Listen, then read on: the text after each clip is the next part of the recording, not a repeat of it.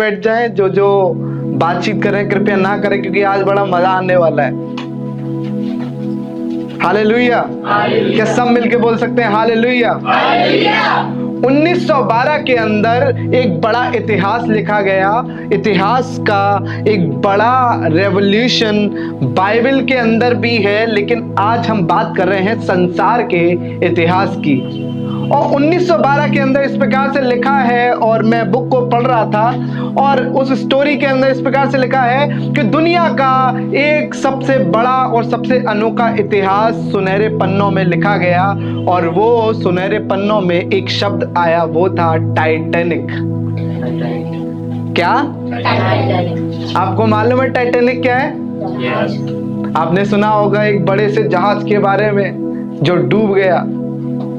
1912 के अंदर इस प्रकार से बताया गया है, एक जहाज बनाया गया और उस जहाज के बारे में यह तक कहते थे कि वो अनसिंकेबल था। इसका अर्थ होता है, अनसिंकेबल का मतलब होता है ना डूबने वाली चीज। क्या बोलते हैं?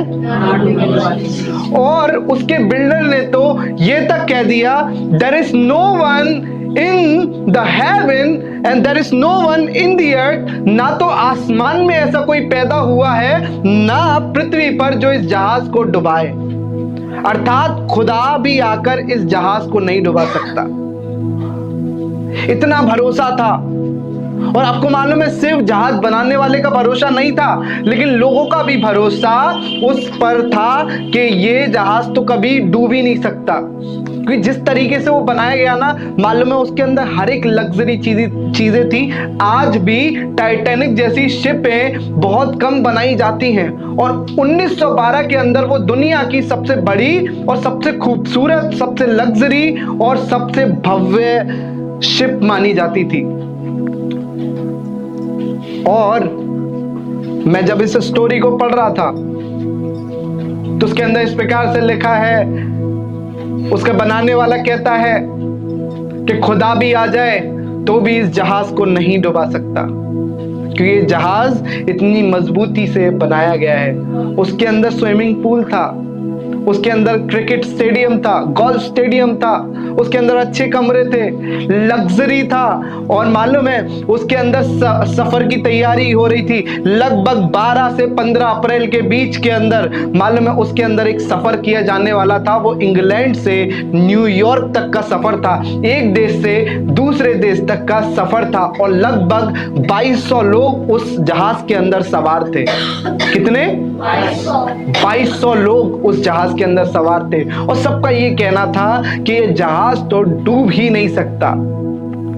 उसमें दुनिया के सबसे बड़े बड़े करोड़पति जैसे जेपी मॉर्गन जैसे जो दुनिया के सबसे पैसे वाले लोग थे, ऐसे लोग सफर कर रहे थे। कुछ ऐसे मजदूर सफर कर रहे थे जो अपने लिए नए देश में जाकर नौकरी की तलाश करें। लगभग 2200 लोग उस जहाज के अंदर चढ़े, और सबका यह कहना था कि इस जहाज को कोई डुबा नहीं सकता। Hallelujah, hallelujah, hallelujah. तो बाइबल के अंदर लिखा है, मेरे साथ निकाले नीति वचन उसका 16वां अध्याय उसकी 18वीं आयत। परमेश्वर का वचन मालूम है क्या कहता है? घमंड के बाद विनाश आता है। हालेलुया। मालूम है ये बहुत घमंड कर रहे थे अपने जहाज के ऊपर। नीति वचन उसका 16वां अध्याय उसकी 18वीं आयत। इनको बहुत विश्वास था अपने उस जहाज के ऊपर कि ये डूब नहीं सकता। बनाने वाले का विश्वास तो ये था कि वो आसमान के परमेश्वर को भी चैलेंज कर रहा था, कह रहा था कि स्वर्ग से अगर कोई उतर के भी आ जाए तो भी इस जहाज को नहीं गिरा सकता। आपको मालूम है इस जहाज को डूबना असंभव माना गया था। इस जहाज को इस नाव को डूब जाना या इसको तबाह करना असंभव था इंसान की नजरों में। पर यहाँ पे परमेश्वर के वचन के अंदर मालूम है क्या लिखा है जी? विनाश से पहले गर्व और ठोकर खाने से पहले घमंड आता है। लिखा है कि विनाश से पहले क्या आता है?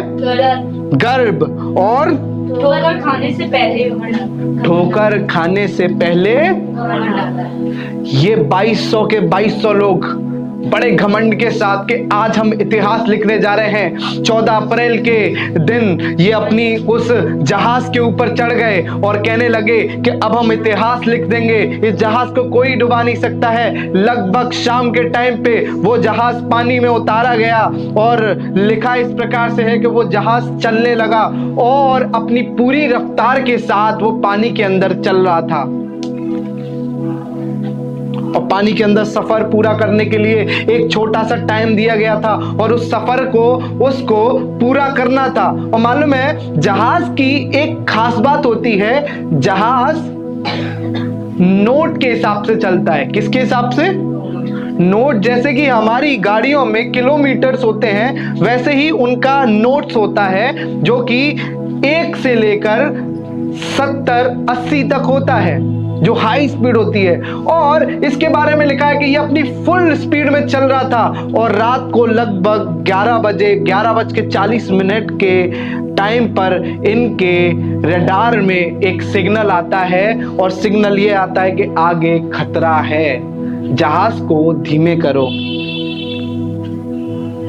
ये जहाज को धीमे नहीं करते हैं, ये कहते हैं कि हमें तो समय पे पहुंचना है, हम आगे निकल जाएंगे, जहाज डूब ही नहीं सकता है, तो खतरे की तो कोई बात है ही नहीं, हम कभी गिर ही नहीं सकते, ये तो खतरे की बात नहीं है। मालूम है, कई बार लोगों के जीवन में ऐसा व्यवहार आ जाता है, उनको लगता है कि हमारे संग तो कोई भी बुरा नहीं कर सकता है, हमारे साथ तो कुछ भी खराब नहीं हो सकता है। वो गलत राहों पे चल पड़ते हैं, वो गलत लोगों की संगति में चले जाते हैं। बाइबल में लिखा है कि बुरे लोग अच्छे लोगों के चरित्र को बिगाड़ देते हैं। कहीं ऐसा नहीं लिखा है कि अच्छे लोग बुरे लोगों के चरित्र को सुधार देते हैं, पर लिखा पता क्या है? बुरे लोगों की संगति अच्छे चरित्र को बिगाड़ देती है। तुम अगर किसी नशेबाज के साथ खड़े हो ना, इसका अर्थ है कि दुनिया तुम्हें भी नशेबाज समझेगी। अगर तुम किसी चोर के साथ अपनी संगति रखते हो ना, तो दुनिया तुम्हें भी चोर कहेगी। ये दुनिया का दस्तूर है। और इस जहाज में जब चढ़ रहे थे, इनको इतना घमंड आ गया था, बोला कि नहीं, हमें ये चट्टान तो खत्म कर ही नहीं सकती, दुनिया की कोई चीज इस जहाज को रोक नहीं सकती। मालूम है, आगे एक बड़ा आइसबर्ग, बर्फ की एक बड़ी पहाड़ी, एक बड़ी चोटी पानी के सामने खड़ी हुई थी और इनको रडार लगभग 40 किलोमीटर पहले ही इनको सिग्नल मिल चुका था कि ये जहाज को धीमी रफ्तार में कर दो क्योंकि आगे खतरा है। पर इन्होंने नजरअंदाज किया। जहाज आगे बढ़ रहा था, एक बार और आया और बताया गया कि आगे बहुत बड़ी बर्फ की चोटी है, आप जहाज को स्लो कर दो वरना जहाज टूट जाएगा। पर इन लोगों ने नजरअंदाज किया और मालूम है, शिप के कैप्टन ने कहा, हम तो इसे आगे लेके जाएंगे क्योंकि हमें समय से न्यूयॉर्क पहुंचना है। मेरे प्रियो, दुनिया का सबसे पहला इतना बड़ा लग्जरी जहाज टाइटैनिक, RMS टाइटैनिक, जिसकी लग्जरी की बात अगर आप गूगल पे, यूट्यूब पे सर्च मारेंगे तो लगभग करोड़ों में आपको वीडियोस मिल जाएंगी, करोड़ों में आपको इसके बारे में जानकारी मिल जाएगी और बहुत लोगों ने अलग अलग तरीके से बताया है और आप बहुत डिटेल से इसे जान सकते हैं। मालूम है, सिर्फ 1 दिन का सफर लगा कि टाइटैनिक डूब गया। सिर्फ 1 दिन के सफर में 2200 लोग उस जहाज के ऊपर सवार थे। कोई फैसिलिटी की कमी नहीं थी, कोई कमी नहीं थी उसके अंदर लग्जरीनेस की। और बताया तो ये भी गया है कि उसके अंदर रहने के लिए इतने लग्जरी घर थे कि वो राजमहल जैसा दिखाई पड़ता था। उनको 3 डिपार्टमेंट्स में बांटा गया था। पहला जो बहुत धनवानों के लिए है, दूसरा जो बिजनेसमैन के लिए है और तीसरा जो कि लेबर क्लास के लिए है। और मालूम है, तीनों की श्रेणी में लग्जरी लाइफ थी। और इसके बारे में इस प्रकार से लिखा है, ये लगभग रात को 11:40 पे इनको सिग्नल मिलता है कि जहाज को स्लो करो, आगे खतरा है। और आइस का एक बर्ग सामने है। साउथ पोल की उस बर्फीली चोटियों के बीच में से ये पानी को चीरता हुआ जा रहा है। मालूम है, अचानक से क्या हुआ? एक बड़ा झटका लगा, पूरा शिप हिलने लगा। इनको लगा, शिप के मालिक को लगा चोटी टकराई तो है, कुछ नहीं होगा, एक छोटा सा होल हुआ होगा। पर मालूम है क्या हुआ? शिप के अंदर एक इतनी लंबी दरार बन गई। और शिप का मालूम है कितने कितने फीट का था वो? 882 फीट का जहाज था। 882 फीट का जहाज। और बताते हैं कि वो उसने इतना बड़ा छेद किया उसके अंदर, उस पहाड़ी ने, कि उसके अंदर पानी अंदर आने लगा। और टाइटैनिक शिप की एक बात थी, अगर टाइटैनिक के अंदर 1/4 पानी भर भी जाए तो भी टाइटैनिक डूब नहीं सकता। टाइटैनिक के 1/4 भाग में अगर पानी भर दिया जाए तो भी टाइटैनिक अच्छे से तैरेगा। लेकिन मालूम है क्या हुआ? इसके अंदर चोटी ने दरार कर दी और धीमे धीमे पानी आने लगा। और जब पानी भरने लगा, कैप्टन ने बोला कि मुझे ऐसा लगता है कुछ ज्यादा बड़ा छेद हो गया, नीचे जाके देखो। और जब जाके उन्होंने नीचे देखा तो पानी बड़ी रफ्तार से, समुंदर का पानी, वो बर्फीला पानी जहाज के अंदर आने लगा। इलेक्ट्रिक शॉक स्टार्ट हो गए। और उसके बारे में इस प्रकार से लिखा है, जब मैं पढ़ रहा था, कि उसके अंदर बार बार पे करंट के बड़े बड़े ब्लास्ट होने लगे, क्योंकि नीचे ही पूरा सर्वर रूम था। और लोग घबरा गए क्योंकि जहाज के अंदर पानी भर रहा है। कुछ लोगों को उस समय पे भी विश्वास था कि टाइटैनिक तो 1/4 पानी को लेके भी तैर लेगा, पर कुछ लोग घबराए हुए थे। मालूम है अफसोस की बात क्या थी? टाइटैनिक ने सब व्यवस्था की, पर जब डूबेगा तो उस समय की कोई व्यवस्था उसने नहीं की थी। उसके बारे में यह बताया गया है कि उसके अंदर सिर्फ 12 छोटी बोट थी। जब बड़े जहाज सफर पे जाया करते हैं ना, तो अपने साथ लाइफ बोट्स लेके जाते हैं, जिनके अंदर छोटी छोटी नाव होती हैं रबर की, जिनको फुलाया जाता है और उनको पानी में छोड़ दिया जाता है ताकि लोग उस पर तैरकर बच जाएं। और वो 12 बोटों पर लगभग 1200 लोग सफर कर सकते थे। बोट में कितने लोग थे? 2200। और बचाने के लिए कितने लोगों का इंतजाम था? अफसोस की बात बताऊं कि उन बोटों पर भी वो चढ़े जिनको सिर्फ डर था। और बताया ये जाता है उन 12 बोटों पर लगभग 705 लोग सवार थे। बाकी सब टाइटैनिक पे चल रहे थे। जब टाइटैनिक को लगा, जब उसके मालिक को लगा कि अब ये बोट तो डूब जाएगी, तो उसने मालूम है क्या किया? एक इमरजेंसी अलार्म बजाया और उसको कहा जाता है SOS। मालूम है SOS का अर्थ क्या होता है? Save our soul. इसका हिंदी में अर्थ है कि कोई आकर हमारे आत्मा को बचाए, कोई आकर हमारे प्राण को बचाए।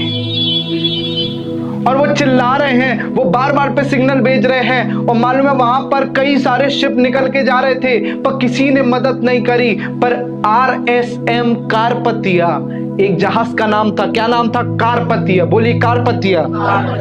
उसको सिग्नल मिला लगभग रात को 11:30 बजे के दौरान, 11:40 पे उसको एक अलार्म मिला और वहां से सिग्नल आया और उनके रेडियो पे खबर आई कि टाइटैनिक डूब रहा है। वो जो शिप का मालिक था वो डर गया। वो कहने लगा ये तो मुझसे ऐसा लग रहा है ये हमसे मजाक कर रहे हैं, टाइटैनिक तो कभी डूब ही नहीं सकता। और मालूम है वो कह रहे हैं कि हमारे को SOS चाहिए, आप हमारी मदद करिए, हम डूबे जा रहे हैं। और मालूम है उस टाइम पे, उस रात को, उस पानी का तापमान -2 डिग्री था। ऐसा टेम्परेचर अगर कोई पानी के अंदर 2 मिनट हाथ रख दे तो उसका हाथ जम जाए। ऐसे टेम्परेचर के अंदर बताया जाता है वो बार बार पे चीख रहे हैं। कैप्टन कह रहा है कोई आकर हमारी मदद करो, कोई अगर हमारी आवाज सुन रहा है तो वो मदद करे, कोई हमारे को बचा ले, सेव आवर सोल। वो अपनी जीवन की भीख को मांग रहे थे। और उस शिप के अंदर पानी भरता जा रहा था। मालूम है कई सारे लोग तो हाइपोथर्मिया, मतलब कि ठंड लगने के कारण उस शिप के अंदर ही मर गए। पर जो बचे थे वो एक किनारे पे थे। अचानक से एक ब्लास्ट हुआ और मालूम है क्या हुआ? शिप के 2 टुकड़े हो गए। चट्टान ने तो लंबा चीरा था, पर इस शिप के 2 टुकड़े हो गए। मालूम है पीछे का हिस्सा डूब चुका है, आधी शिप आगे की बची है जो डूबती जा रही है। लोग चिल्ला रहे हैं मदद करने के लिए। कारपतिया, हजारों शिपों में से सिर्फ कारपतिया ने फैसला लिया कि हम जाएंगे और इनको बचाएंगे। उनको मैसेज कितने बजे मिला था? ताज्जुब की बात पता है क्या है? 11:40 पे उनको मैसेज मिला है कि जहाज डूब रहा है, और उन्होंने अपने शिप को घुमाया। अफसोस की बात तो यह थी कि कारपतिया की सबसे तेज स्पीड 15 नॉट थी। वो ज्यादा से ज्यादा जो स्पीड में चल सकता था वो 15 नॉट की स्पीड पे चल सकता था। लेकिन उसके अंदर खुशी की बात यह थी कि एक इंजीनियर बैठा हुआ था। उसने इंजन को खोला और कुछ ऐसा किया कि वो 17 की स्पीड पे चलना चालू हो गया, और वो अपनी पूरी रफ्तार से टाइटैनिक की ओर जा रहे हैं, टाइटैनिक की ओर चले जा रहे हैं। उसने सारे जो उसका शिप का पायलट था, उसने बोला कि हम सारे इंतजाम कर लेते हैं। मालूम पूरी शिप पे खलबली मच चुकी थी। सब चिल्ला रहे थे कि चलो ये कर लो, वो कर लो। वहां पे लोग ठंडे पानी में ठिठर रहे होंगे, उनके लिए कंबल रखो, उनके लिए तैयारी करो, आग जलाओ, मशाले जलाओ। वो पूरी तैयारी करके उस शिप की ओर भागे जा रहे हैं। मालूम है लगभग सुबह के 4 बजे तक वो उस शिप तक पहुंच पाए। 15 अप्रैल सुबह 4 बजे जब वो टाइटैनिक के पास पहुंचे, उस कैप्टन की आंखों में आंसू थे। मालूम है वहां पे क्या हुआ? मुझे बहुत दुख लगा जब मैंने ये बात सुनी कि वहां पर पानी के अंदर लाशें तैर रही थी। वो कैप्टन रो रहा था और कह रहा था कोई जिंदा है तो मुझे आवाज दो, कोई जीवित है तो मुझे आवाज दो, हम आपको बचाने आए हैं। सुबह 4 बजे अंधेरा हो रहा है। वो टॉर्च जला के देख रहे हैं, जमी हुई लाशें पानी के अंदर तैर रही हैं। वो उन लाशों को चीरते हुए जा रहे हैं और कह रहे कोई जिंदा है तो बताओ, यहां पे कोई जीवित है। वो पायलट रो रहा है, वो कह रहा है इतने लोग मारे गए, अब कोई जीवित है तो मुझे आवाज दो। मालूम है क्या हुआ? वहां पे कोई जीवित नहीं मिला उसे। वहां पे सिर्फ जो बोट के ऊपर 705 लोग थे वो जीवित पाए गए, पर ऐसे हालात में कि वो भी अधमरे हुए थे। सुबह 7:30 बजे तक उनकी खोज जारी रही। वो निराशा में थे, आंसू बहा रहे थे, कह रहे थे कि इतने सारे लोग मर गए, इतने दुख में थे। आपको मैं बताना मांगता हूं मेरे प्रियो, अगर आपको लगता है अपनी जिंदगी में कि आपके जीवन में कोई ऐसा भाग है जहां पे आपको लगता है कि मुझे कोई भी ठेस पहुंचा नहीं सकता, तो आपको बताना मांग रहा हूं वहीं पे शैतान तैयार है आपको टाइटैनिक की तरह डुबा डाले। और इस शिप का पायलट जो कह रहा था कि आसमान से खुदा भी उतर के आ जाए तो भी इस जहाज को नहीं गिरा सकता, डुबा सकता, मालूम है उसी दिन उसी रात परमेश्वर ने उस जहाज को डुबा दिया। 705 लोग बचे 2200 लोगों में से। जब उसने देखा कि लाशें, छोटे छोटे बच्चे मां की गोद में जमे हुए हैं और पानी के ऊपर तैर रहे हैं, उसके दिल फट गया और वो चिल्ला चिल्ला के रो के कहने लगा शिप को आगे बढ़ाओ, लोगों को बचाने की कोशिश करो। उसने हाथ लगा के किसी को हिलाया तो उसने देखा कि वो मरा हुआ है, जमा हुआ है। मालूम है उसका दिल फट के हाथ में आ गया। वो कैप्टन रो रहा था, उसकी पूरी टीम रो रही थी, कह रही थी अभी शिप को आगे बढ़ाओ। लोग कह रहे थे कि अब आगे मत बढ़ाइए, ये जहाज अगर आगे बढ़ा तो लौट के नहीं आ पाएगा, क्योंकि यहाँ पे इतना खराब माहौल हो चुका है। शिप में अगर कोई ब्लास्ट हुआ, टाइटैनिक में अगर कोई ब्लास्ट हो गया तो हम भी मारे जाएंगे। उसने कहा कोई बात नहीं, हम फिर भी आगे बढ़ेंगे।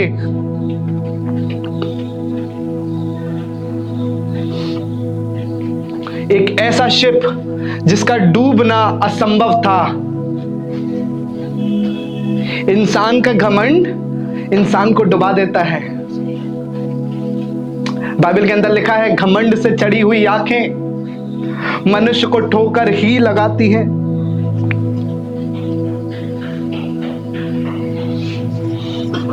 और जब मैं इस बात को पढ़ रहा था, मैं परमेश्वर से कहने लगा, प्रभु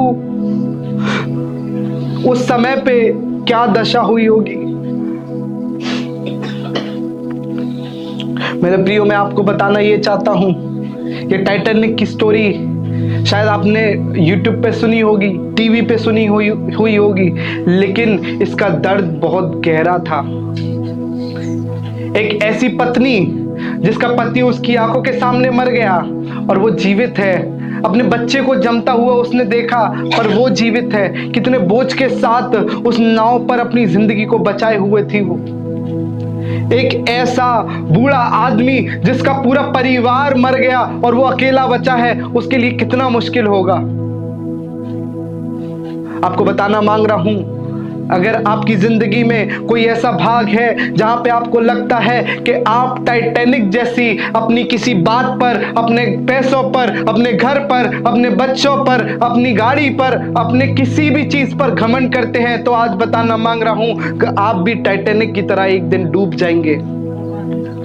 कि समय है कि अपनी नाव की शुरुआत उस कारपतिया की तरह करें। मालूम है कारपतिया के कैप्टन ने क्या बोला? उसे कहा, मैं प्रभु यहोवा का धन्यवाद देता हूं कि मेरे को ये 705 लोग जीवित तो मिले। एक ऐसा जहाज जो कभी डूब नहीं सकता था, पर वो डूब गया। लेकिन बताऊं मैं आपको, ये कारपतिया एक ऐसा जहाज था जिसके बारे में कोई ये नहीं कहता था कि ये डूबेगा या नहीं डूबेगा, ये फेमस होगा या नहीं होगा। सबको टाइटैनिक के डूबने की खबर है, लेकिन मालूम है बचाने वाले कारपतिया जो सबसे कमजोर था, जो सबसे छोटा था, उसने ही 705 लोगों की जान बचाई। आपको मालूम है हमारा कारपतिया अर्थात यीशु मसीह भी हमें ऐसे ही बचा के लाया है। जब आप देखेंगे अपने पुराने जीवन को तो आपको मालूम पड़ेगा आप डूब ही रहे थे, पर उन डूबती हुई राहों में, उन बीमारियों में, उन बंधनों में, उस कर्जे में, उस दुख के अंदर से आसमान का परमेश्वर उस कारपतिया नाव की तरह आके हाथ बढ़ा के कह रहा है, आओ मेरी नाव पे चढ़ जाओ, यहां तुम्हें मदद मिलेगी।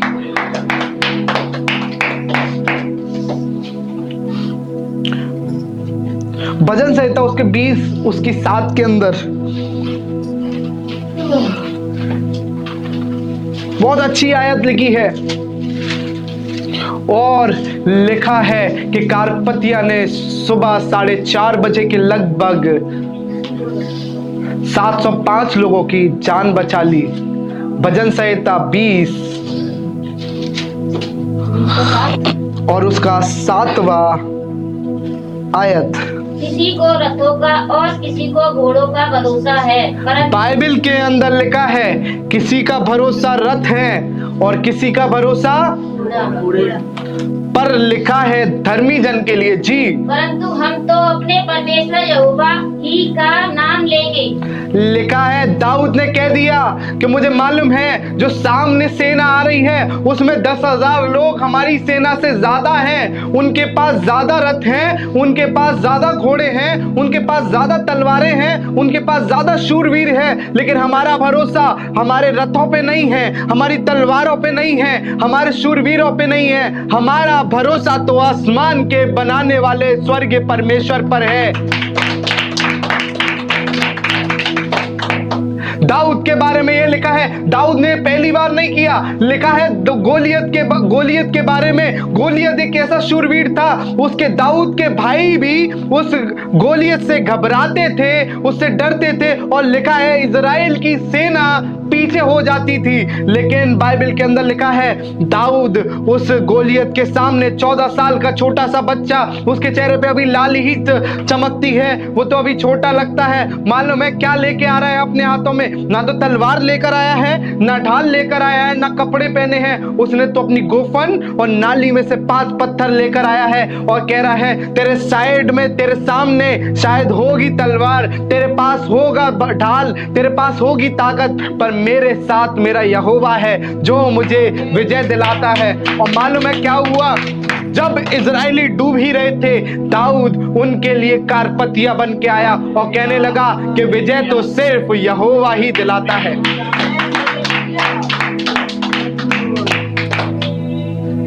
नए नियम में लिखा है और मुझे बहुत प्यारी आयत लगती है, यूहन्ना के अंदर इस प्रकार से लिखा है, एक बार अगर आप निकालेंगे तो मुझे अच्छा लगेगा। यूहन्ना की पत्री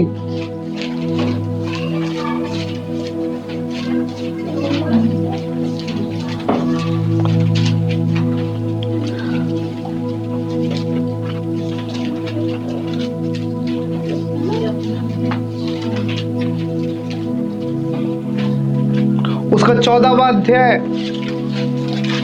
यूहन्ना उसका 14वां अध्याय और उसकी 6ठी आयत। यीशु ने उससे कहा, यीशु मसीह ने उससे कहा, मार्ग और सत्य, लिखा है रास्ता और सच्चाई और जिंदगी मैं ही हूं। यीशु मसीह ने कहा रास्ता, सच्चाई और जिंदगी मैं ही हूं। अगर तुम्हें लगता है कि तुम्हें टाइटैनिक बचा लेगा तो बताना मांग रहा हूं, टाइटैनिक आपको कभी बचा नहीं सकता। अगर आपको लग रहा है उस शिप पर रहकर आपकी जिंदगी में कोई बाधा नहीं आएगी तो बताना मांग रहा हूं, यह सत्य नहीं है। क्योंकि मार्ग सिर्फ एक है, वो है यीशु मसीह, और जिंदगी भी यीशु मसीह है और जीवन वही देता है। जब मैं पढ़ रहा था, मैं परमेश्वर को धन्यवाद दे रहा था और मैं कह रहा था, प्रभु यीशु मसीह, मैं तेरा धन्यवाद देता हूं कि तू तो मेरे लिए कारपतिया बना है। मैं भी तो टाइटैनिक जैसे जहाज पे सवार था, पर तूने आकर मुझे उसमें से बचा लिया। और टाइटैनिक डूब गया। एक ऐसा जहाज जो सुनहरे पन्नों में लिखा गया कि ये कभी डूब नहीं सकता। एक ऐसा जहाज जिसका बनाने वाला कह रहा है, ना तो आसमान में कोई ऐसा पैदा हुआ है, न स्वर्ग में, जो इस जहाज को डुबा सके। एक दिन के सफर में अपनी जिंदगी का टाइटैनिक का पहला सफर ही उसका आखिरी सफर बन गया। हालेलुया। आज मैं आपसे सवाल पूछना मांगता हूं, क्या आप अपनी जिंदगी को टाइटैनिक बनाना चाहते हैं या फिर अपनी जिंदगी की उस नाव को कारपतिया की तरह परमेश्वर के हवाले छोड़ते हैं? मालूम है, जब वो नाव आगे बढ़ाई जा रही थी, कारपतिया शिप आगे बढ़ाई जा रही थी, उसके लोग कह रहे थे कि मालिक, इस शिप को आप आगे मत बढ़ाइए क्योंकि आगे बहुत सारी ऐसी चट्टानें हैं, कहीं हमारी नाव में भी छेद ना हो जाए, हम भी ना डूब जाए। पता उसने कहा, क्या कहा? उसके मालिक ने कहा, इस नाव का रखवाला परमेश्वर है और हम जब परमेश्वर के लोग होकर लोगों की मदद करने जा रहे हैं तो आसमान का परमेश्वर हमें भी छुड़ाएगा। सुबह 4 बजे उन लाशों के ढेर के अंदर उनने 705 लोगों की जान बचाई। उन मरे हुए लोगों के अंदर उसने उस शिप चलाने वाले पायलट ने कहा कि मैं फैसला लेता हूं कि मैं जाऊंगा। और मालूम है, इसके बीच में भी एक बड़ी स्टोरी है कि बीच में ये था कि जब उसको सिग्नल मिला तो वो लगभग 52 से 53 किलोमीटर दूर थे जहाज से, और उन्होंने बोला जब तक हम जाएंगे वो लोग तो पहले ही मर जाएंगे, तो हम नहीं जाते, छोड़ो कोई बात नहीं। पर मालूम है, जैसे उसके मालिक ने सुना कि टाइटैनिक डूब रहा है तो उसने अपने सारे स्टाफ से कहा, जहाज को पीछे घुमाओ, हम वापस जाएंगे। मालूम है, वो मदद करना नहीं चाहते थे, लेकिन सिर्फ एक मालिक के कारण उस जहाज को बचा लिया गया। इस संसार में बहुत सारे लोग आपको भरमाने आएंगे, बहुत सारी चीजें बोलेंगे, भाई तुम ये कर लो चीजें सही हो जाएंगी, बहन तुम ये कर लो तुम्हारी चीजें सही हो जाएंगी, मेरे भाई तुम उससे मिल लेना ये हो जाएगा, तुम्हें चंगाई मिल जाएगी, तुम ठीक हो जाओगे, तुम्हारे पास बहुत पैसा आ जाएगा, तुम ये कर लो। पर मैं आज आपको बताना मांग रहा हूं, सिर्फ एक ही होगा जो आपको बचाएगा।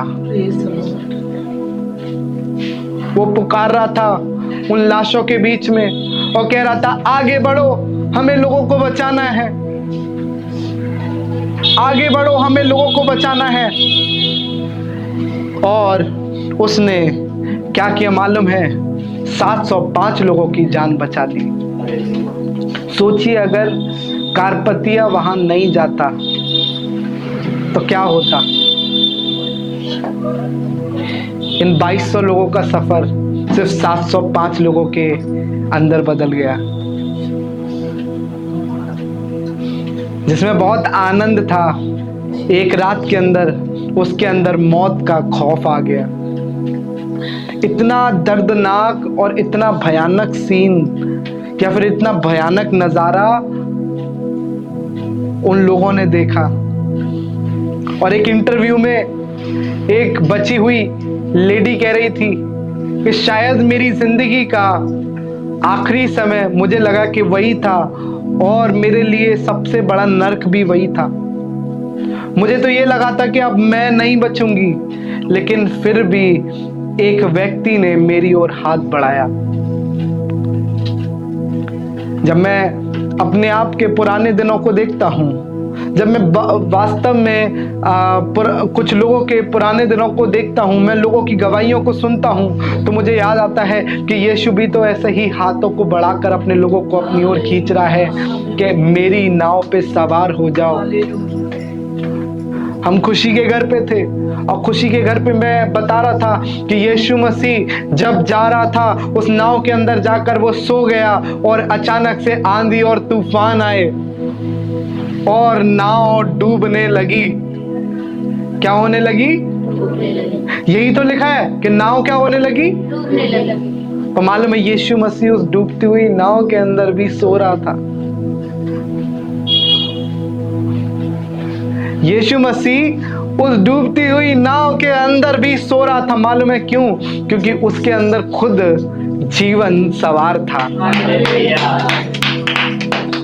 वो डूबने के बाद भी जीवन को उत्पन्न करती, क्योंकि उसके अंदर जीवन सवार था। आज फैसला हमारा है कि हम अपने नाव के अंदर जीवन को शामिल करना मांगते हैं या नहीं।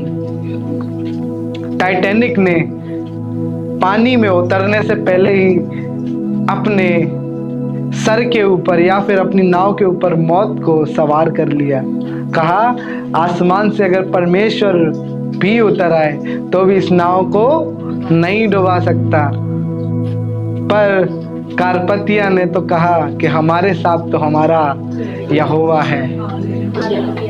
This is very important. ये बहुत जरूरी है कि आपकी नाव के ऊपर यीशु मसीह सवार हो। और मालूम है क्या हुआ? जब यीशु मसीह उठा तो उसने आंधी और तूफान को डांटा और सब शांत हो गया। अभी तक तो ये डूब रहा था, अचानक से सब कुछ शांत हो गया। अगर उस नाव पे यीशु सवार होता तो उसकी दरारें भी बंद हो जाती।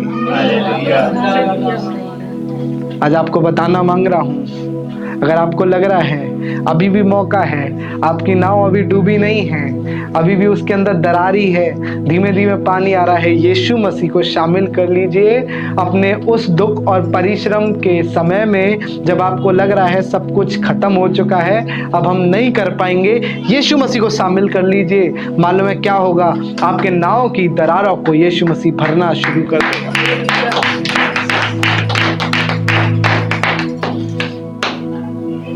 एक पास्टर प्रचार कर रहे थे और कह रहे थे कि जीसस इज अ बिल्डर। यीशु मसीह बनाने वाला है, वो मुझे बता रहे थे और वो प्रचार भी करने लगे। जब मुझे मौका मिला वहां बोलने का तो मैंने कहा no, Jesus is not a builder. यीशु मसीह बनाने वाला नहीं है। But Jesus is a rebuilder. यीशु मसीह दोबारा बनाने वाला परमेश्वर है। मालूम है मैंने ऐसा क्यों बोला? कि बना दिया तो उनको उत्पत्ति में ही था परमेश्वर के द्वारा, पर मालूम है असली जीवन तो यीशु मसीह ने उनके अंदर डाला। लिखा इस प्रकार से है, जब हम पापी ही थे तब यीशु मसीह ठीक समय पे हमारे लिए मरा, हालेलुया, ताकि हमें वो जिंदगी दे सके। दिस इज वेरी इंपॉर्टेंट कि अगर आप अपनी जिंदगी में एक नए जीवन को पाना मांगते हो तो यीशु मसीह को रीबिल्डर बनाइए। आमीन, हालेलुया। तुम्हारे घर में जब तुमने बनाया था बहुत खूबसूरत था, लेकिन अब ऐसा हो गया कि सीलन आने के कारण दरारें आ गई हैं। रीबिल्डर को बुलाइए, बिल्डर को नहीं, कि बिल्डर तो नए से बनाता है, पर जो मिस्त्री होता है ना, जो काम करता है टूटे हुए घरों के अंदर, उसको मालूम होता है कि ये सीलन कैसे रोकनी है, और वो पता उस तरीके से काम करता है। और आप बिल्डर को बुलाओगे तो बोलेगा दीवार को तोड़ो और नहीं बनाओ। रीबिल्डर क्या करेगा? अरे मैं इधर तोड़ूंगा, छोटा सा पार्ट देखूंगा सीलन कहां से आ रही है, वो टच करके ही बता देगा, और मालूम है क्या करेगा? उस घाव को वो भर देगा। यीशु मसीह वो नहीं है जिसने बना दिया, यीशु मसीह वो है जो तुम्हारे घावों को भर देगा। असल जिंदगी वो नहीं थी जो पुराने नियम में आदम और हवा को दी गई। असल जिंदगी तो वो है जो यीशु मसीह आज के दिन आपको दे रहा है। दिस टाइम टू रिसीव, ये समय है उसे ग्रहण करने का। टाइटैनिक ने नहीं ग्रहण किया, डूब गया। कारपतिया ने ग्रहण किया, मौत के मुंह में से भी जिंदगियों को बचा लाया। हालेलुया। अब ये बारी है आपकी। आप मरने वाले बनना चाहते हैं, मारने वाले बनना चाहते हैं, या फिर बचाने वाले? बचाने वाला बनना मांगते हो तो रीबिल्डर को अपनी जिंदगी में शामिल कर लो। और वो पास्टर कह रहा था यीशु मसीह तुम्हें नया बनाएगा, यीशु मसीह तुम्हारे को नया कर देगा। मैंने बोला नहीं, जैसे तुम हो तुम्हारी शक्ल वैसे ही रहेगी, तुम में कुछ नहीं बदलेगा, पर यीशु मसीह तुम्हारे आत्मा को नया कर देगा। कई बार जोश जोश में बहुत सारे लोग कुछ ना कुछ इतना बड़ा बोल देते हैं जो कि असंभव होता है। एक पास्टर प्रार्थना कर रहे थे, मैं नीचे बैठा हुआ था, और उस समय में पास्टर नहीं था, मैं बस वर्शिप लीडर था, और मैं ऐसे करके खड़ा हुआ था, और एक पास्टर को बोला कि ये पास्टर हमारे बीच में आएंगे, और वो सबसे मेन बहुत बड़ी मीटिंग के अंदर लगभग 2 से 2,500 लोग होंगे, उनके बीच में उनको बुलाया कि पास्टर ये आएंगे और आकर बीमारों की चंगाइयों के लिए प्रार्थना करेंगे। तो वहां पे एक अंकल थे जिनको बीपी था, उनके लिए पता है क्या प्रार्थना कर रहा है? यीशु मसीह के नाम से मैं प्रार्थना करता हूं, ये बीपी यीशु मसीह के नाम से निकल जाए इनके शरीर से। मैं कह रहा प्रभु आमीन मत बोलना, बीपी निकला तो अंकल भी निकल देगा। कह रहे यीशु मसीह के नाम से शुगर निकल के भाग जाए। मैंने बोली नहीं प्रभु नहीं, ऐसा मत करना। कई बार जोश जोश में हम ऐसे शब्दों को बोल देते हैं जिसके द्वारा मनुष्य को दुख उठाना पड़ता है।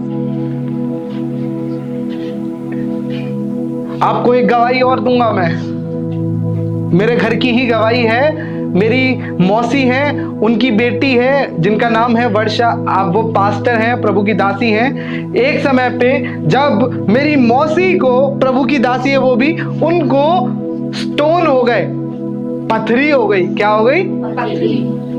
और बड़े दुख में थी। और मेरी सिस्टर बहुत दुआ करने वाली है, बहुत आत्मिक है। मालूम है बहुत आत्मिक लोगों से ही बड़ी गलतियां होती हैं, और फिर वो दुख उठाते हैं। बहुत प्रार्थना करने वाले लोगों से गलतियां हो जाती हैं मांगने में। पता वो क्या बोल रही थी प्रार्थना में? रो रो के, प्रभु जी मैं प्रार्थना करती हूँ, मेरी मम्मी को बहुत दुख हो रहा है, उनके स्टोन को ठीक कर दे, मुझे दे दे स्टोन। मालूम है क्या हुआ रियल में? वो तो ठीक थी, पर कुछ दिनों बाद मालूम पड़ा उसको दर्द हुआ, और मालूम पड़ा उसको भी स्टोन हो गया। तुम क्या प्रार्थना कर रहे हो? भावनाओं में बहकर किसी के दुख को अपने सर पे क्यों मल रहे हो? यीशु मसीह ने अधिकार दिया है कि तुम किसी भी बीमारी को, किसी भी परेशानी को जड़ से उखाड़ के फेंक दो, ना कि उसको अपने ऊपर लाद लो। ऐसे लोग देखे हैं मैंने, तो कहते हैं भाई तुम्हारा बोझ भी मैं उठाऊंगा, तुम्हारा बोझ भी मैं उठाऊंगा, इसका बोझ भी मैं उठाऊंगा। पर ये भूल जाते हैं, बेटा इतना बोझ उठाएगा, 2.5 किलो का तू है और 5 किलो उठा रहा है, दब के मर जाएगा। बट द रीजन, सच्चाई ये है और कारण ये है, अगर आप प्रार्थना करते हैं तो आवश्यकता है, अगर लगता है कि सामने वाले जीवन में बोझ है तो उसके लिए प्रार्थना कर, प्रभु यीशु मसीह उसके बोझ को तू हल्का कर। मैं आज्ञा देता हूं, मालूम है क्यों? क्योंकि यीशु मसीह ने कहा तुम्हारी जुबान में जीवन और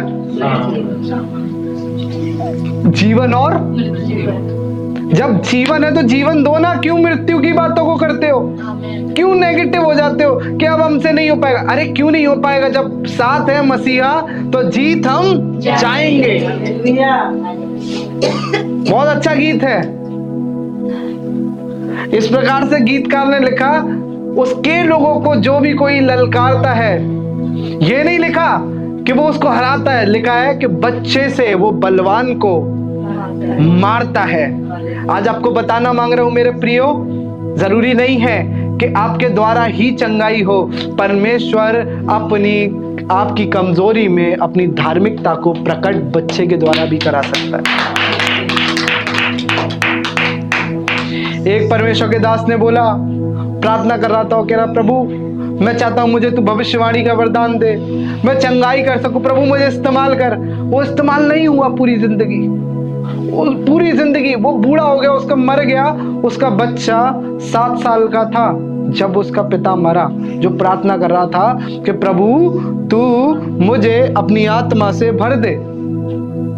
तो मालूम है वो 7 साल का बच्चा जैसे ही 8वीं साल में लगा, उसके द्वारा भविष्यवाणी होना चालू हो गई। प्रार्थना कौन कर रहा था? बेटा ने तो कुछ मांगा ही नहीं था। पर क्या हुआ पता है? वो आत्मा जो उसके पास अभिषेक से भर रहा था, वो भरा हुआ कटोरा उस बेटे के अंदर आ गया। और अभी कुछ दिन पहले मैं जब प्रार्थना कर रहा था, प्रभु यीशु मसीह ने मुझे दर्शन दिया और मैं दर्शन में देख रहा था एक कटोरा है और उसको परमेश्वर आसमान से जमीन पे उंडेल रहा है और जितने लोग उसके नीचे आ रहे हैं वो उसके आत्मा से भर रहे हैं। पर बहुत सारे ऐसे लोग हैं जो उस कटोरे को देख के अपने रास्ते को बदल के निकल के जा रहे हैं। आज बताना मांग रहा हूं, आप उसके अभिषेक के कटोरे के नीचे जरूर से आए। परमेश्वर अपने अभिषेक में आपको डुबाना मांगता है मेरे प्रियो। वो चाहता है कि आप टाइटैनिक की तरह पानी के ऊपर चलने वाले ना बने, पर आप कारपतिया की तरह लहरों के अंदर से होकर चीर कर निकलने वाले बन सके। ऐसी कोई नाव नहीं है जो ना डूबे, पर ऐसा परमेश्वर है जो डूबती हुई नाव को भी पानी में से निकाल लाता है। पतरस के बारे में लिखा है, उसने कहा क्या प्रभु मैं चलूं? उसने कहा चल। चला। टाइटैनिक की तरह ही तो हुआ पतरस के साथ। उसने कहा परमेश्वर ने बोल दिया अब तो मैं पानी पे चल लूंगा, पर जैसे ही उसने संसार की ओर देखा, लिखा है पतरस पानी के अंदर गोता खा गया। और फिर परमेश्वर ने हाथ बढ़ाया। इससे पहले पतरस का हाथ टच होता, पतरस के कानों में एक आवाज आई और कहा, हे अल्पविश्वासी, तूने मुझसे क्यों संदेह? और फिर परमेश्वर पतरस को बाहर निकाल लेता है। ये 700 लोगों की उम्मीद थी टाइटैनिक, पर जब वो डूबने लगा तो इन्होंने मन फिराया और कहा कि ये जहाज तो डूब जाएगा। और उन्होंने क्या फैसला लिया? अब हम इसका भाग नहीं, हम इस भाग से अलग हो जाएंगे। अब हम अपने पाप के साथ नहीं जिएंगे, पर अब हम नई जिंदगी को जीना शुरू करेंगे। अब हम पहले जैसे नहीं रहेंगे, अब अपनी जिंदगी में कुछ बदल देंगे। अब से हम ये गंदी चीजों को नहीं खाएंगे, नहीं पिएंगे, अब से हम सब कुछ नया कर लेंगे। और मालूम है क्या हुआ? ये कारपतिया में सवार होने पाए। ये वो थे जिन्होंने अपनी सोच को उस टाइटैनिक से फेर कर जिंदगी की ओर बदला। आज सवाल यही है, क्या टाइटैनिक से उतरना मांगते हो? थोड़ी ठंड लगेगी, थोड़ा सा ऐसा लगेगा कि नहीं बचोगे, लेकिन सुबह 4 बजते ही कोई आएगा और तुम्हारा हाथ पकड़ के तुम्हें घर ले जाएगा।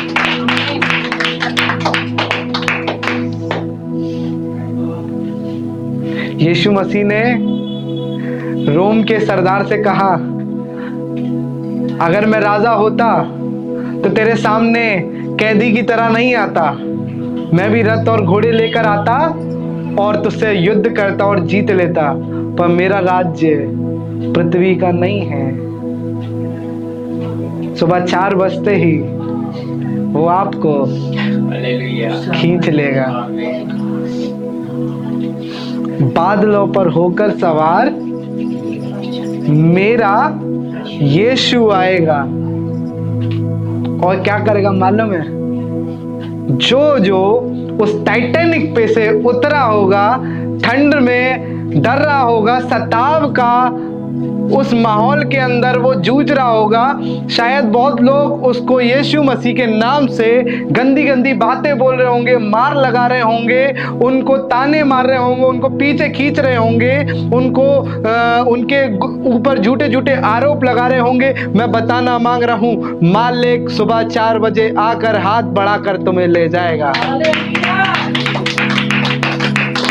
और लिखा है, उन्होंने मन फिराया और उस नाव में उतरे जो कमजोर थी।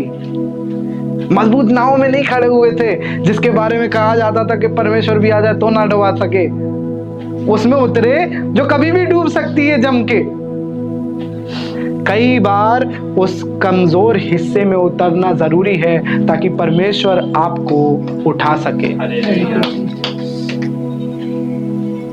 मौत की वादियों में से होकर निकलना जरूरी है। क्या भजन संहिता में दाऊद ने नहीं कहा, चाहे मैं घोर अंधकार की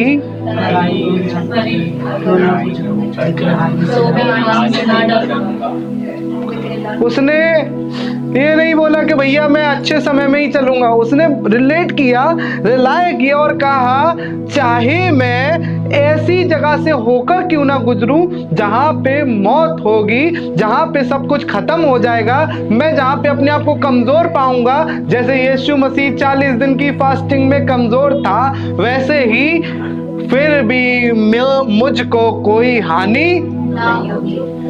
आज आपके ऊपर डिपेंड करता है, टाइटैनिक पे से उतरना मांगते हैं या फिर टाइटैनिक पे सवार होकर डूबना मांगते हैं। मालूम है, आधी डूबी हुई नाव पे से लोग कह रहे थे, अरे नहीं डूबेगा, अरे इंजीनियर ने इतना तगड़ा बनाया है, ये डूब ही नहीं सकता। आधा डूबा हुआ है वो नहीं देख रहे हैं, वो देख रहे हैं हम तो बच जाएंगे, तुम्हें जाना है तुम जाओ। कह रहे हम तो जाएंगे। This is very important. ये हम में से हर एक जन के लिए चेतावनी है, क्योंकि हम मालूम है इस चोटी के कोने के सिरे पे खड़े हैं। जब यीशु मसीह आने वाला है, आवश्यकता ये है कि हम अपने मनों को फिराएं और उस नाव पे सवार हों जो कमजोर है। मालूम है क्या करेगा? परमेश्वर हमें खींच लेगा। हम बहुत प्रार्थनाएं करें, बहुत आंसू बहाएं, बहुत दुख में से होकर जाएं, कोई बात नहीं, सुबह 4 बजते ही मालिक आकर तुम्हें खींच लेगा। उन 99 की ना परवाह करते हुए भी वो तुम अकेले को उसमें से खींच लेगा। और यीशु मसीह के बारे में ये लिखा है कि पांव फटते ही जब मरियम उस कब्र के पास गई तो वो देखकर डर गई, क्योंकि पत्थर क्या था? लुढ़क गया था और कब्र खाली थी। दिस इज द सिग्नेचर कि वो तुम्हारी डूबती हुई नाव में सवार होने के लिए वापस आएगा। उसने कब्र ही इसीलिए खाली करी ताकि वो तुम्हारी बोट में उतर के आ सके और तुम्हें हाथ बढ़ाकर अपनी बोट में ले जा सके। अगर आज तुम्हें लग रहा है तुम्हारी बोट इतनी मजबूत नहीं है, तुम्हारा फाइनेंस इतना मजबूत नहीं है कि तुम्हारा घर अच्छे से चल सके, तुम्हारे पास इतनी अच्छी नौकरी नहीं है और तुम्हारे बच्चों का व्यवहार इतना अच्छा नहीं है कि तुम प्रेम से रह सको, एक साथ मिलकर खाना नहीं खा पा रहे हो, कई बार तुम्हें ऐसा लग रहा है कि तुम बहुत सारी परेशानियों में, बहुत सारे गंदे गंदे आरोपों में फंसे हुए हो, कोई बात नहीं, आप कमजोर नाव में उतरो। मैं उत्साहित करना चाहता हूं, जैसे ही तुम उतरोगे आसमान का परमेश्वर तुम्हारी नाव की ओर हाथ बढ़ाकर तुम्हें अपनी नाव पे लेगा। कुछ नया पाना मांगते हो तो दुख में उतरो। हालेलुया। ऐसा मसीही मसीह क्या जो दुख में से ना निकला हो, कि सबसे पहला मसीह तो मेरा यीशु मसीह था जिसने वो दुख सहा जो आज तक कोई नहीं सह पाया। उसके बारे में क्या कहा जाता है मालूम है? उसके जब भी कोड़े मारा करते थे तो उसका मांस उस कोड़े के साथ खिंचकर आता था। और लिखा यह है कि एक समय पे उसकी दशा ऐसी हुई कि लोग उसको जानवर समझ रहे थे। इतने कोड़े खाने के बाद उसकी दशा को देखकर लोगों ने उसकी ओर से मुंह फेर दिया। यशाया की पत्री में लिखा है कि वो तुच्छ जाना गया, लोगों ने उसके साथ जानवरों सा व्यवहार किया और मुंह फेर कर चले गए। ऐसी कंडीशन में यीशु मसीह इतने दुख में, तो आज मैं आपसे सवाल पूछूं, क्या आपके पास कोई दुख है तो इम्पोर्टेंट है आप आनंद मनाइए कि उसने अपनी कब्र आपके लिए ही खाली करी है। This is very important.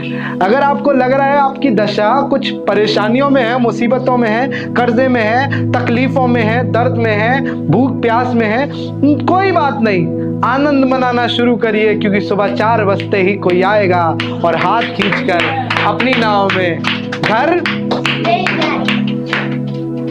Titanic से उत्तम है हम कारपतिया पर सवार हो जाएं। उत्तम ये है कि हम मजबूत के घर में ना बैठे। आपको मालूम है 2 व्यक्तियों ने घर बनाया, लिखा ये है कि मजबूत घर चट्टान पे था, कमजोर घर ऐसा कहीं नहीं लिखा है। लिखा ये जो ईंट चट्टान वाले ने लगाई वही ईंटें बालू वाले ने भी लगाई थी। जो सीमेंट अंबुजा सीमेंट जो यूज ये कर रहा था वही अंबुजा सीमेंट ये दूसरा वाला भी कर रहा है। लिखा ये है कि पहले आंधी आई और चट्टान वाले घर से टकराई, किससे? और लौट गई। फिर लिखा है वो बालू वाले घर से टकराई और लौट गई। मजबूत था घर। फिर लिखा है तूफान आया, बारिश आई, लिखा है चट्टान वाले घर से टकराई। क्या हुआ? बच गया। पर वो जो बालू पे था उससे जब तूफान टकराया, बारिश टकराई, लिखा है वो घर बालू के साथ ढह गया। आप समझ पा रहे हैं क्या था? बनाया तो एक ही मटेरियल से था, सीमेंट सेम यूज किया गया, पर लोकेशन मैटर करती है, स्थान मैटर करता है, आप कहाँ लगाए गए हैं। मैं आपको बताना मांग रहा हूँ, आप अपने आप को पहचाने कि आपने अपना घर कहीं बालू पे तो नहीं बना लिया और कह रहे हैं बालू चट्टान से थोड़ा सा ऊंचा था इसलिए हमने बना लिया और हमें लगता है कि यहाँ पे ज्यादा कोई परेशानी होगी नहीं, पर चट्टान नीचे तो थी पर मजबूत थी। घर इसलिए नहीं था कि वो कमजोर था, बालू उसको क्या करी?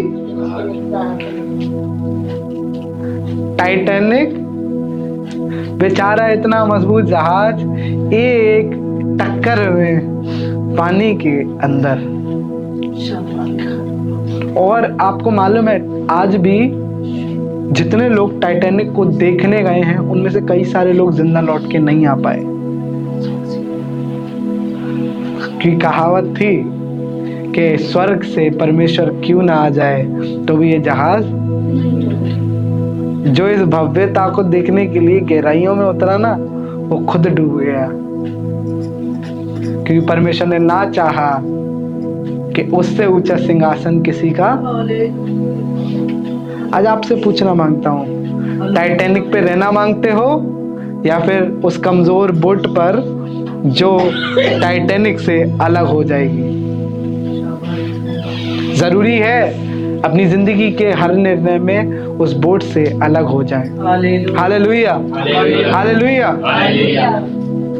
मालूम है क्यों अलग होना है? क्योंकि मालिक 4 बजे आएगा और क्या करेगा? हाथ बढ़ाकर फिर घर ले जाएगा। यीशु मसीह ने क्या बोला अपने चेलों को जब स्वर्ग जा रहा था? मैं जाता हूँ मेरे पिता के घर में बहुत से घर है, पर फिर भी तुम्हारे लिए मैं अपने पिता के घर में और घर, बिकॉज जीसस इज अ रीबिल्डर। घर तो है पर उनको थोड़ा सा काम करना था। यहाँ बहुत से घर है पर फिर भी मैं जाकर उन घरों को तैयार। यीशु मसीह बिल्डर नहीं है, यीशु मसीह बनाने वाला नहीं है, यीशु मसीह दोबारा बनाने वाला। आज सवाल है, क्या दोबारा बनाने वाले को अपनी जिंदगी में एक बार फिर मौका देना चाहते हैं कि वो फिर सेम कंपनी की सेम नाव पर थोड़ी कमजोर, जिसको कोई ज्यादा जानता नहीं था, उस नाव में आपको सवार। टाइटैनिक का पूरा नाम था RMS टाइटैनिक, और कारपतिया का पूरा नाम भी RMS कारपतिया था। सेम कंपनी में बनाए गए थे, सेम इंजीनियर्स के द्वारा बिल्ड करे गए थे, पर मालूम है क्या हुआ? जिस पत्थर को बनाने वाले ने कोने का सिरा सोच के फेंक दिया, मालूम है वही मंदिर का सबसे श्रेष्ठ हिस्सा लिखा है बाइबल के अंदर। जिसको तुच्छ जानकर उस पत्थर को फेंक दिया, वही क्या बन गया? कोने का सिरा बन गया। आज आप तुच्छ जाने जा रहे हैं, कोई बात नहीं, आसमान का परमेश्वर आपको कोने का सिरा बनाएगा। Hallelujah, hallelujah. आइए हम प्रार्थना करें। प्रभु परमेश्वर, हमें मालूम है कि हमने बहुत सी बार अपनी जिंदगी में टाइटैनिक पे सवारी ली है। शायद हो सकता है हम आज भी टाइटैनिक पे सवार हों, बहुत चिंताओं में हों, बहुत परेशानियों में हों, पर आसमान के परमेश्वर आज हम उस टाइटैनिक पे से उतरकर तेरी नाव में आना मांगते हैं, ताकि तू हमारे को हाथ बढ़ाकर अपने घर ले जा सके। प्रभु, हर एक जन जिनका भरोसा संसारिक वस्तुओं पे है, मेरी दुआ है आसमान के परमेश्वर तू उनके भरोसे को फेर कर अपनी ओर लगा, क्योंकि विजय तो यहोवा की ओर से मिलती है। प्रभु, हमारा भरोसा किसी नाशवान वस्तु पर नहीं जो इंसान बनाता है, पर हमारा भरोसा तो तेरे स्वर्गीय उस आसमान की ओर है जो तूने हमारे लिए तैयार किया है। तेरे पवित्र आत्मा पे है, यीशु मसीह पर है, तेरे पर है परमेश्वर। और मेरी दुआ है हम में से हर एक जन तेरी उपस्थिति से भरा जाए। एक बार फिर तेरे नाम को ऊंचा करते हुए इस विनती प्रार्थना को मांग लेता हूँ, सुनो, कबूल कर। आमीन। परमेश्वर आपको आशीष दे।